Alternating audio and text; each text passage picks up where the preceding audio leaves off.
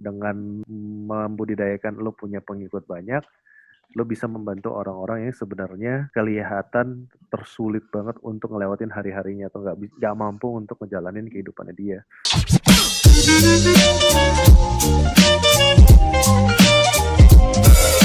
Sejak ada informasi bahwa ke napi itu dilepasin, gue kan ngeliat tindakan kriminal tuh makin banyak ya. Ini menarik sih.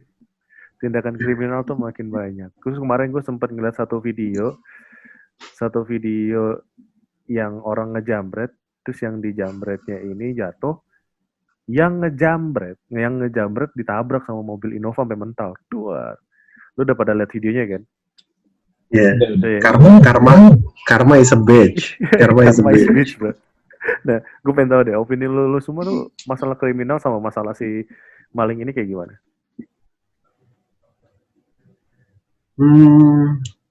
Kalau gue sih ya satu sisi gue bisa bilang wajar karena susah kan semua. Terus lu mau effort, apalagi kadang kalau lu di kondisi yang lu susah, kepala lu buntu tuh, mau mikir apa lagi susah, nggak akan ketemu solusinya. Sampai akhirnya dapatlah solusi terpendek dengan resiko tertinggi, misalnya ngejambret kayak tadi. Yang ini pun masih bisa diklasifikasiin lagi gitu. Ada yang emang mencuri karena butuh, ada yang emang mencuri karena hobi. Ya emang itu kerjaan dia gitu, itu job desk-nya. Jadi di LinkedIn emang profesinya jambret gitu. Iya, thief. Oh iya. Money heist. Cowbela gitu kan. Bela caw aja. Iya. Terus? Gitu ya. Satu sisi wajar sih, cuman di satu sisi lagi emang kampret sih, udah tahu lagi susah. Terus lu ngejambret gitu, kayak misalkan gini nih. Ini baru kejadian di teman gue sendiri ya, gue cerita dikit.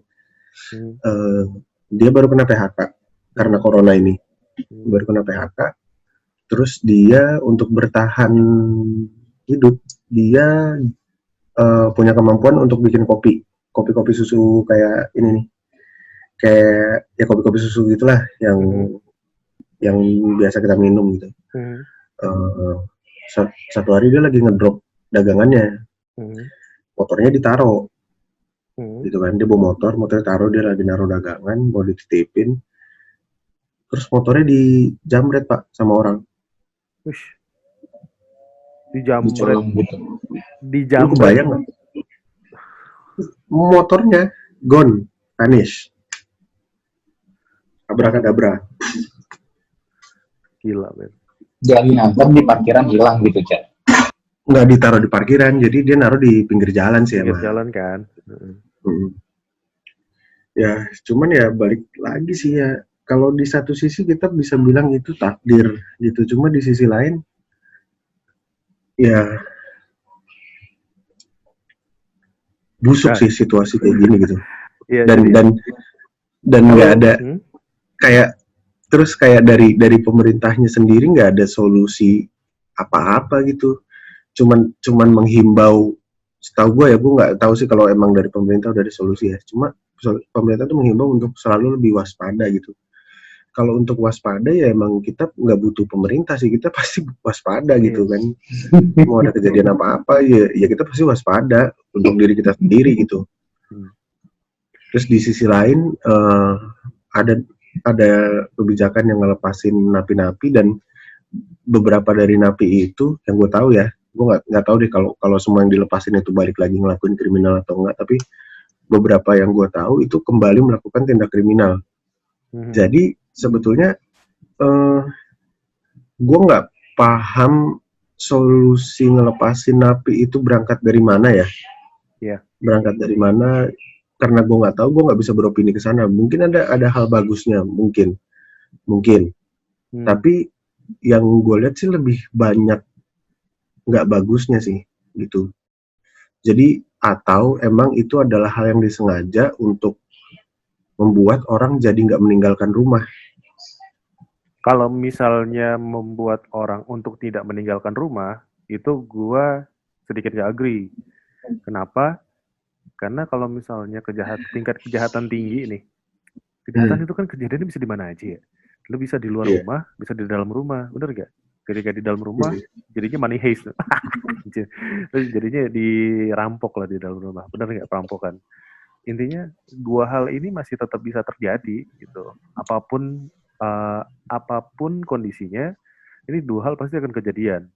Nah, bukan berarti lu ngeluarin api dan orang-orang di dalam rumah itu akan tetap aman. Mereka malah akan jadi was-was juga kan, ngeliat ih orang-orang jahat banyak yang keluar nih. Belum lagi orang-orang yang sempat ngejerumusin, kayak misalnya gue pernah ngejerumusin, contoh ya, ini contoh gue ngejerumusin orang untuk masuk penjara, contoh gitu. Terus tiba-tiba tuh orang mau balas dendam sama gue jadi was-was dong, bener gak gue? Ya, karena dia pasti akan dendam sama gue pasti akan disikat sama dia. Itu contohnya lah.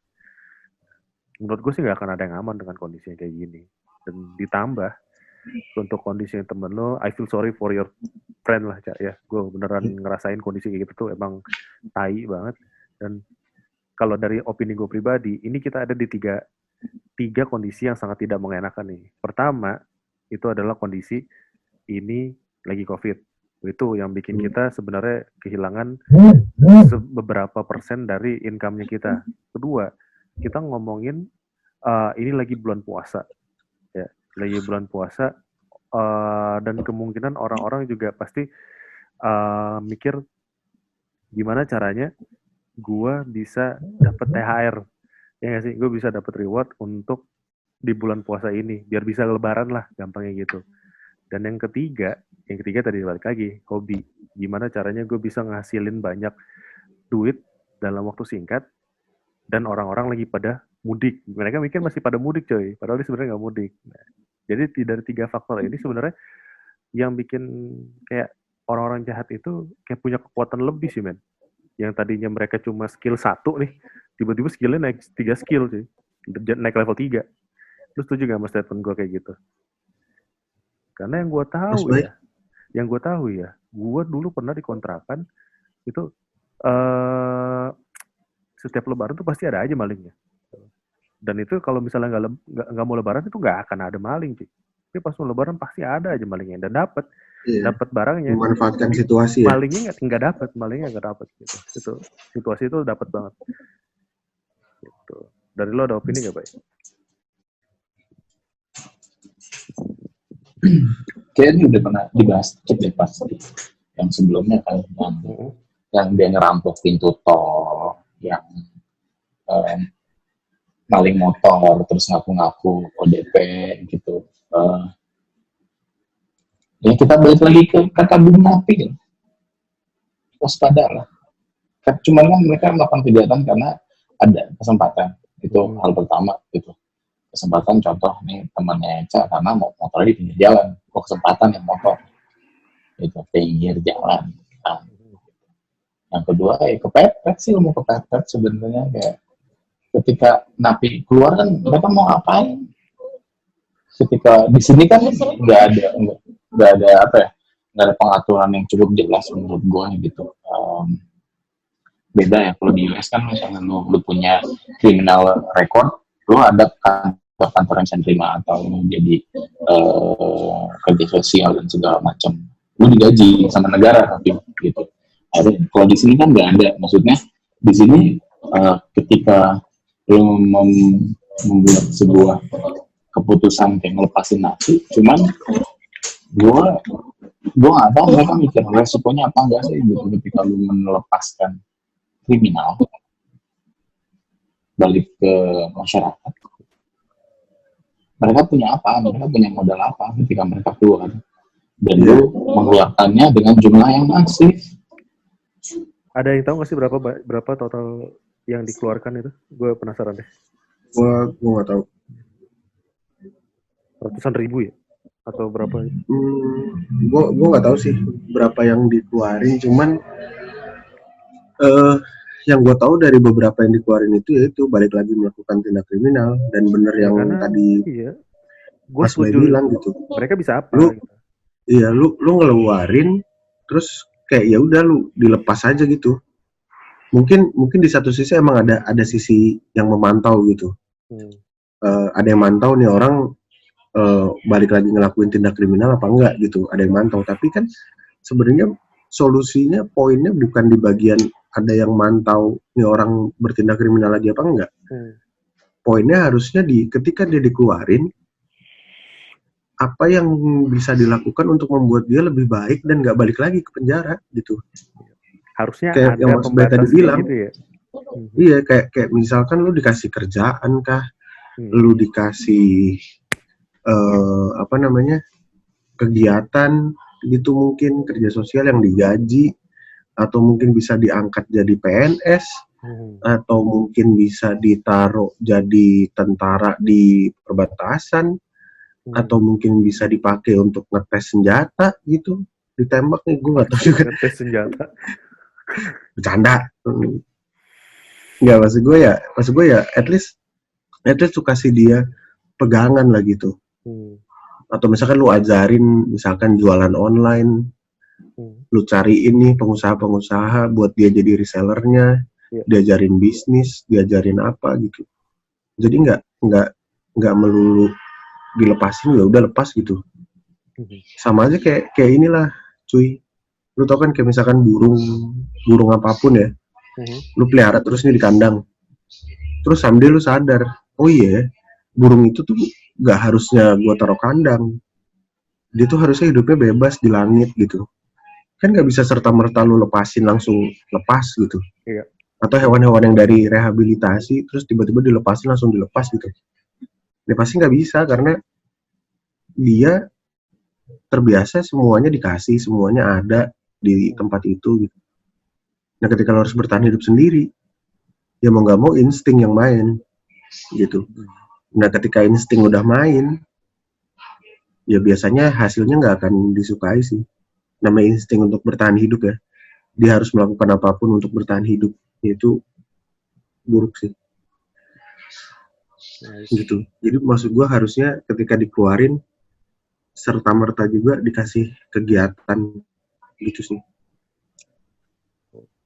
Nah, ini sembari tadi gue cek juga untuk beberapa trending di Twitter ini, emang ternyata ada juga ya, ini ngomongin gaji itu trending nomor 7. Wah, gokil juga. Jadi yang kayak kita bahas tadi, emang ternyata beberapa orang bermasalah dengan gaji-gaji yang mereka diterima ya. Nah, tapi yang mencuri perhatian gue adalah salah satu TV show sih.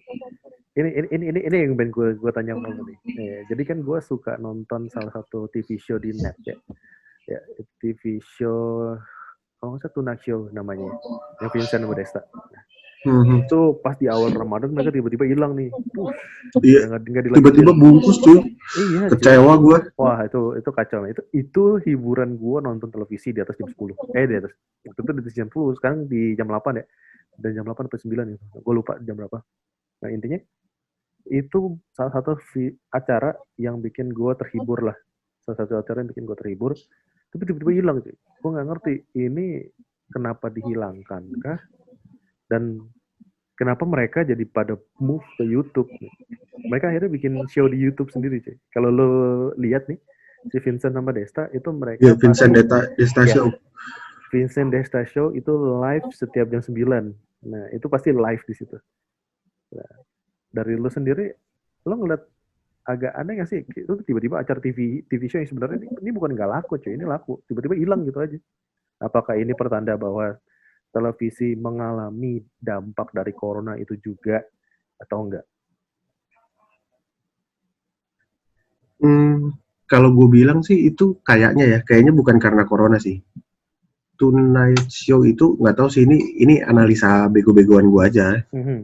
Kayaknya kalau gue ngelihat dia mungkin di TV-nya sendiri itu nggak terlalu bagus mungkin, tapi di YouTube-nya gede banget. Gitu. Yang nonton video dia di YouTube kan banyak banget tuh Tonight Show. Gitu. Nah, ketika di prime time dia kalah sama yang lainnya, sama stasiun TV lain. Dia mau nggak mau harus bungkus. Tapi mungkin sih sama Destanya juga ngeliat kalau di YouTube tuh mereka gede gitu. Jadi makanya begitu ditutup, ya mereka pindah ke YouTube. Lebih kayak gitu aja sih kalau gue ngeliatnya. Karena acaranya lebih banyak ditonton di YouTube daripada di TV-nya sendiri gitu. Berarti YouTube lebih dari TV dong. Boom. Kayak yang kita omongin di pertama kali bikin video di yang ular, bener gak gue? Iya. Lo ada opini lain gak, Cek? Baik. Setuju gak sama statement Bang Eca? Net mau bangkrut. Seriously? Net mau bangkrut. Kenapa lo bisa bilang kayak gitu? Ayolah, net bacakan banget anjir. Bosnya jadi menteri. Bosnya jadi menteri. Enggak kan, sebelum jadi menteri emang udah cabut kan dia. Karena dia tahu dia mulai goyang gitu dengan idealismenya Net mulai goyang. Net kan sekarang mulai ada acara dewasa yang malam gitu loh buat nyari. Oh iya, malam ya. Ya apapun itu, maksud gue mereka udah ngambil Iya si Tora ya. Karena komersil, mereka benar harus keep up dengan stasiun TV yang lain jadinya gitu. Dan gue ketika Tonight Show di-cut, gue gak kaget gitu. Kalau terus Vincent Desta pindah ke YouTube, terakhir mereka main film Good Boys, gue review kok itu sama kayak gitu. Mereka jadi host gitu, acaranya bagus, terus tiba-tiba di-cut acaranya, mereka pindah ke YouTube endingnya gitu. Jadi menurut gue itu Good Boys in real life aja jadinya. Gue nggak tahu yang berkhianat siapa. Kalau di film itu kan yang berkhianat manajernya mereka kan, mereka dimakan dan segala macam gitu. Cuman di sini kan nggak tahu. Cuman kalau dari berita-berita yang gue baca sih kan emang karena mereka dikasih taunya tuh sebulan sebelum bahkan. Jadi sebulan sebelumnya dikasih tahu kalau itu akan habis sebelum Ramadan. Terus dia si Vincent Desta ngontak Esti sama Enzi, ya udah kita main di YouTube aja mau nggak? Mereka bikin kontrak, bahkan di YouTube itu mereka tanda tangan kontrak untuk. Oh iya? Iya. Keren ya? Mereka ada kontrak jelasnya gitu yang kayak ya udah di YouTube deh gitu. Dan awalnya mereka cuma untuk sebulan ini karena kan Net bilangnya setelah Ramadan akan dibahas lagi lah, mereka akan ngadain Tonight Show lagi apa enggak. Alasannya kan kenapa Tonight Show nggak diadakan pas Ramadan karena orang-orang jam segitu udah tidur. Agak alasannya enggak. Oh iya, karena kalah sama prime time. Iya, karena kalah sama acara-acara lain di jam yang sama juga gitu kan.